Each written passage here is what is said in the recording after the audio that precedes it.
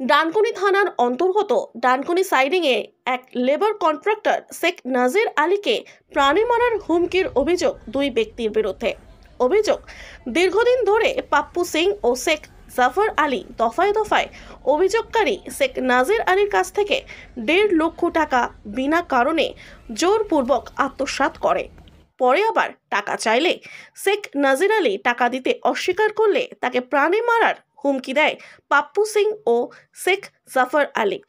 প্রাণে মারার হুমকি পেয়ে আতঙ্কিত শেখ নাজির আলী ডানকুনি থানার দ্বারস্থ হন এবং লিখিত অভিযোগ দায়ের করেন।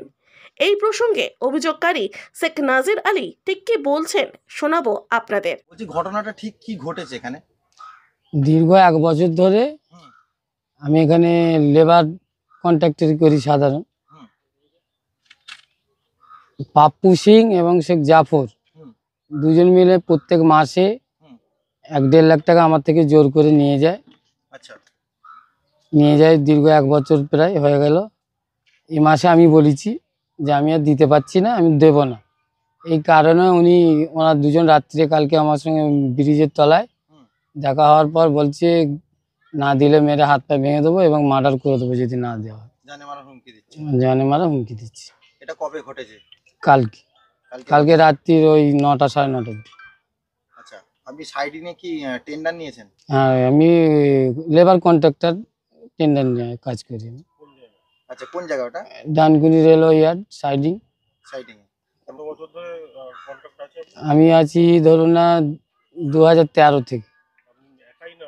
না, আরো আছে, আমার সাথে আরো 9 জন আছে। আচ্ছা, তো কতদিন ধরে টাকাটা দিচ্ছেন? 1-1.5 বছরের বেশি হয়ে গেল। আচ্ছা, ওরা কি কোনো মানে পার্টির লোক কিংবা কোনো দপ্তরের লোক যে টাকাটা কি পারপাসে দাও ওদের? ও চমকে ধমকে নিয়ে যায় আমাদের।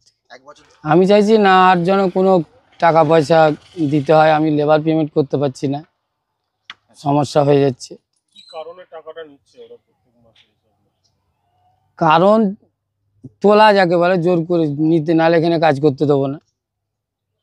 আচ্ছা, মারধরের হুমকি দিচ্ছে, সেই ভয়ে টাকাটা দিচ্ছে। সেই ভয়ে টাকা দিয়ে দিচ্ছে। হুমকি কি কালকেই দিয়েছে না আগেও দিয়েছিল? না, আগে বলেনি, দিতে হবে, জোর জবরদস্তি করে নিয়ে যায়। কালকে আমি দিতে পারবো না একদম বলেছি বলে এসবগুলো বলেছি। আর কি চাইছেন আপনি? আর চাইছি, যেমন কালকে রাত্রে ওরম ঘটনা হওয়ার পর আমার রাত্রে ঘুমায়নি। আমার ওয়াইফ দেখেছি, চিন্তা করছে, কান্নাকাটি করছে। যাতে এইসবগুলো না হয় সেগুলো দেখার জন্য। আমার স্ত্রী এমনি 9 মাসের প্রেগনেন্ট। সে চিন্তা ভাবনা করছে, কান্নাকাটি করছে, ভেঙে পড়েছে। এই কারণে আমার সাথে উনিও চলে এসছে। আপনার নাম? আমার নাম শেখ নাজির আলী। আচ্ছা, অভিযোগটা কাদের এগেইনস্টে করছেন আপনি? পাপ্পু সিং এবং শেখ জাফর আলী। আচ্ছা, এদের বাড়ি? একজনের বাড়ি হচ্ছে হাউজিং আবাসনে থাকে, আর একজন হচ্ছে মনোহরপুর শেখপাড়া কাঠগোলায় থাকে। আচ্ছা, মনোহরপুর শেখপাড়া কাঠগোলায় কে থাকে? শেখ জাফর। আর আবাসনে যে থাকে পাপ্পু সিং। হ্যাঁ, আপনিও দেখছি আপনার স্বামীর পাশে পোস্টার হাতে নিয়ে বসে আছেন। কি চাইছেন আপনারা? আমি চাই আমার স্বামী সুরক্ষিত থাকুক। আমার দেখতে তো পাচ্ছেন আমার এরকম পরিস্থিতি, যাতে আমার স্বামী ভালো থাকে, এটাই চাই। আচ্ছা, আর কি হয়েছে, ঘটনাটা কি হয়েছে?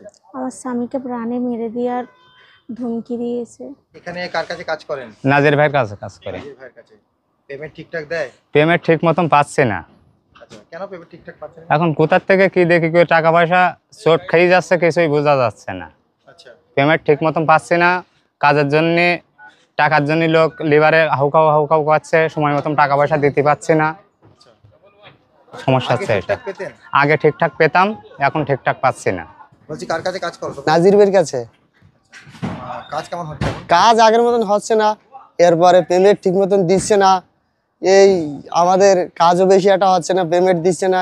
কি হচ্ছে তারাই জানে, আমরা বলতে পারতেছি না। আগে পেমেন্ট ঠিকঠাক? হ্যাঁ, আগে পেমেন্ট ঠিক মতন হয়েছে, এখন পেমেন্ট সেরকমের হচ্ছে না। আর কাজ আগে যেরকম হতো? না, আগের মতন হচ্ছে না, কাজ কমে গেছে। আগে অনেক কাজ। এই প্রসঙ্গে আমাদের প্রতিনিধি অভিযুক্ত পাপ্পু সিং ও শেখ জাফর আলীর সঙ্গে যোগাযোগ করার চেষ্টা করলে তারা মন্তব্য করতে অস্বীকার করে।